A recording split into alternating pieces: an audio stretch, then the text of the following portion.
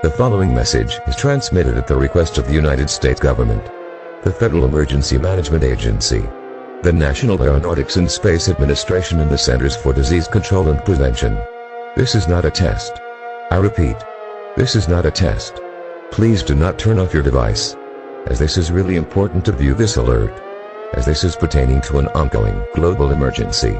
Our world is coming to an end. There were reports of riots, and the 4th of July virus reported all across the globe. Many evil riots have appeared in many major cities across the globe. Many people were seen suffering painful and agonizing deaths after looking at the fireworks. The 4th of July virus has spread extremely fast, and thus has no cure.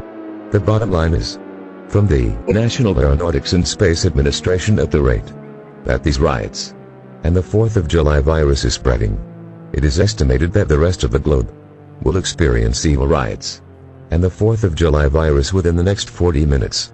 At this time of the broadcast, all residents across the United States, as well as the rest of the world, gather everyone and your family and friends, and await your final moments together on earth.